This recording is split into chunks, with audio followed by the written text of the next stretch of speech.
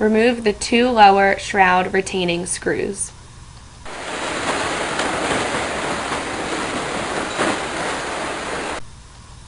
Gently pry the upper shroud from the lower shroud and remove both shrouds from the steering column. If equipped, adjust the tilt column as necessary to ease the removal of the shrouds.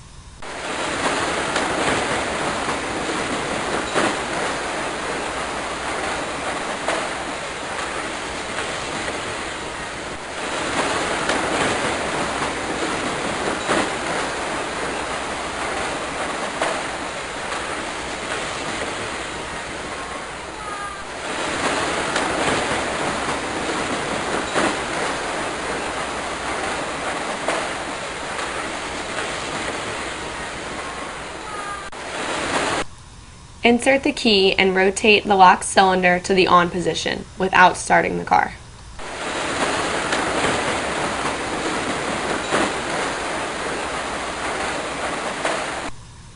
Push in the release tab from underneath the lock cylinder housing. This will enable the lock cylinder to be removed from the steering column.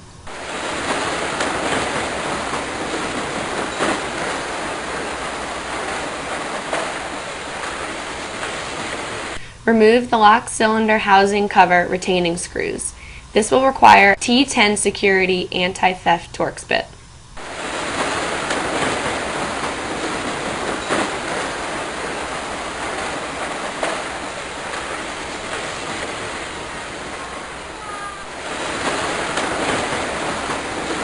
Remove the ignition lock cylinder housing cover.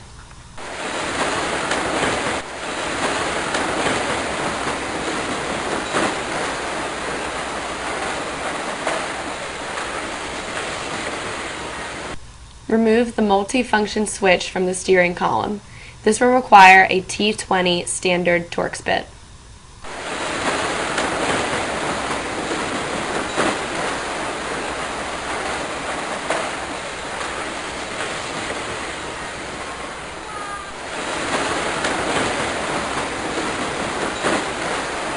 Remove the ignition switch from the steering column using a T10 anti-theft security Torx bit.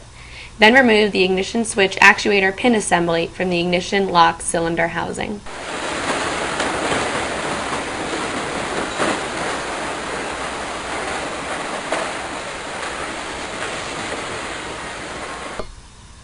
Install the new ignition switch actuator pin assembly into the ignition lock cylinder housing.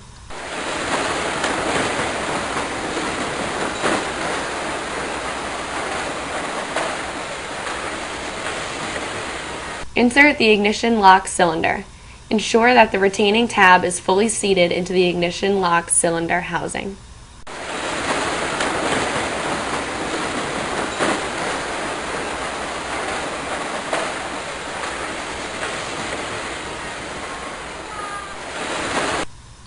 Make sure the spring is seated correctly in the ignition lock cylinder housing cover prior to the installation of the lower cover.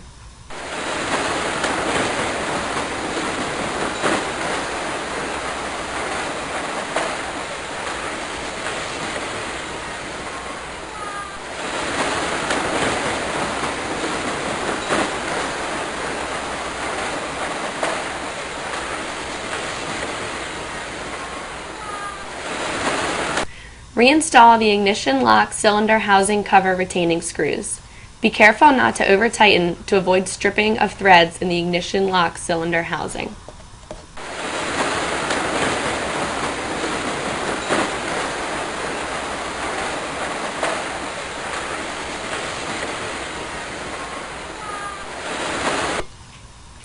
Cycle the key from the off to the on position a few times to ensure free rotation of ignition lock cylinder after installation.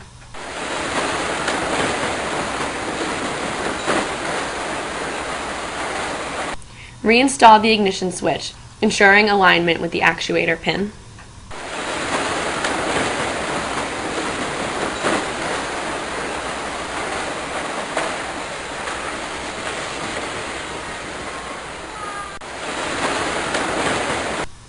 Reinstall the multi-function switch.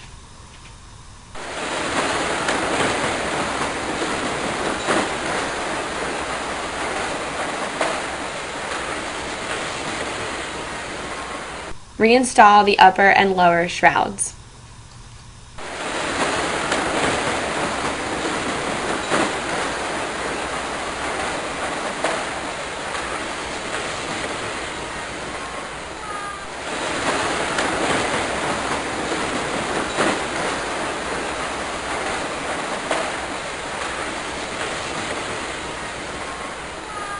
Snap the upper and lower shrouds together, then tighten the bottom shroud, retaining screws.